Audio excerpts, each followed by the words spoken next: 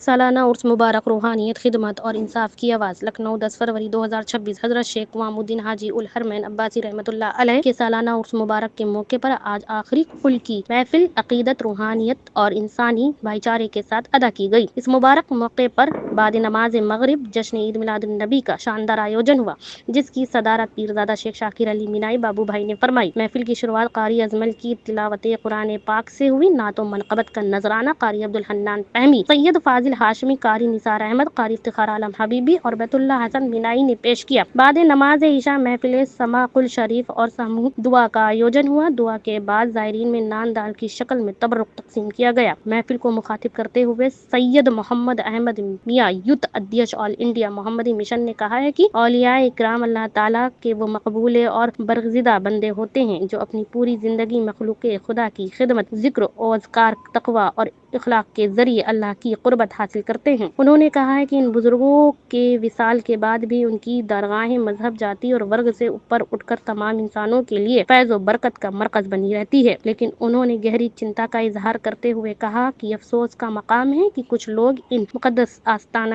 اولیاء پر اپنی نجی اور دنیاوی غرض سے غلط نظر ڈال رہے ہیں، جبکہ یہ درگاہ باقاعدہ وقف سمپتی کے طور پر درج ہے اور وقف قانون کے تحت سرکار کے ادھین آتی ہے۔ انہوں نے آروپ لگایا ہے کہ میڈیکل پرشاسن دوارا وقف زمین پر قبضے کی کوششیں نہ صرف قانوناً غلط ہے بلکہ سماجی اور روحانی کیندروں پر سیدھا حملہ ہے اور اتنی پرانی قبروں کو غیر قانونی بتا کر اتنی پاک ہستیوں کا اپمان کر رہی ہے۔ اسی موقع پر پیرزادہ شیخ ناصر علی مینائی، جنرل سیکریٹری مخدوم شاہ مینا فاؤنڈیشن نے کہا کہ حضرت شیخ قوام الدین عباسی حاجی الحرمین رحمۃ اللہ علیہ کی درگاہ لگ بھگ 600 سالوں سے تمام دھرموں کے ماننے والوں کے لیے آستہ، امن اور دعا کا مرکز رہی ہے۔ انہوں نے کہا ہے کہ میڈیکل کالج میں علاج کے لیے آنے والے مریض اور ان کے تیماردار اس درگاہ کو امید کی آخری روشنی مانتے ہیں، مگر یہ بے حد افسوسناک ہے کہ پڑھے لکھے اور اونچے عہدوں پر بیٹھے کچھ لوگ ایسے سنستھا کا سہارا لے کر بھومافیا جیسی حرکتوں میں شامل نظر آ رہے ہیں جو نہ صرف قانوناً بلکہ انسانیت کے بھی خلاف ہے۔ رہی بات تعمیر کی، تو جس طرح میڈیکل کالج وقت اور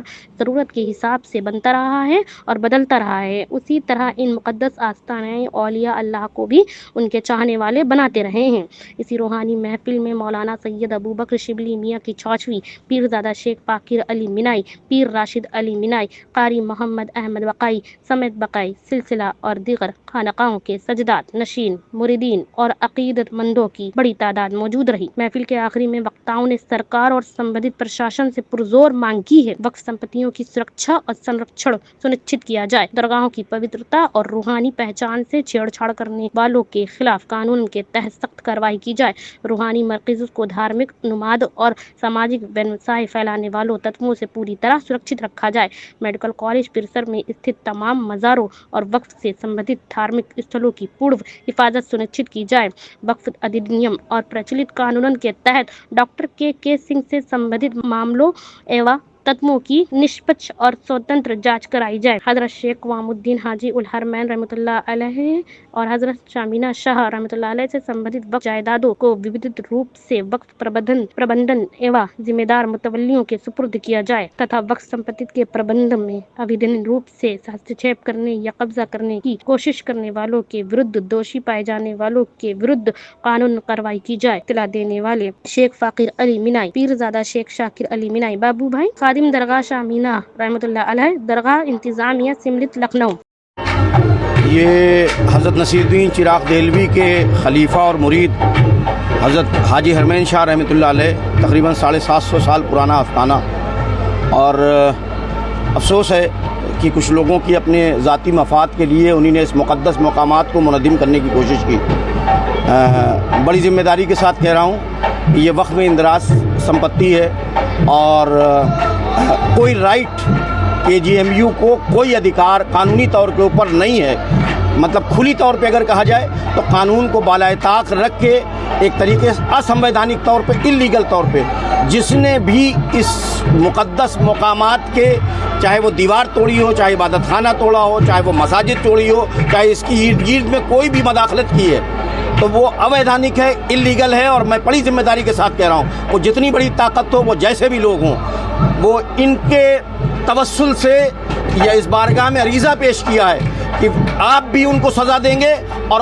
पूरे हिंदुस्तान के वो लोग जो सूफी विचारधारा में बिलीव करते हैं, जो अमन में बिलीव करते हैं, जो मोहब्बत में बिलीव करते हैं, जो इंसाफ में बिलीव करते हैं, जो अदल में यकीन रखते हैं, वो सब के सब उन मुजरिमों को जो हिंदुस्तान के अमन को गारत करना चाहते हैं, जो कियोस करना चाहते हैं, जो फसाद करना चाहते हैं, वो फितना करना चाहते हैं, उनको उनकी मंजिल तक पहुंचाएंगे और कानून के दायरे में उनके खिलाफ कार्रवाई होगी। जमहूरी तरीके से अमन के साथ जो भी इस मुक़द्दस मकामात की हिफाजत के लिए ऑल इंडिया मोहम्मदी मिशन कर सकती है, तमाम लोग कर सकते हैं। मशाइख, उलमा, आवाम, हिंदू, मुस्लिम, सिख, ईसाई सब एक स्वर में कहते हैं कि ये हिंदुस्तान की गंगा जमुना तहजीब के मरकज़ है, ये हमारी अक़ीदत के निशान है, ये हमारा वजूद है, ये हमारी पहचान है। इसके ऊपर कोई उंगली उठाए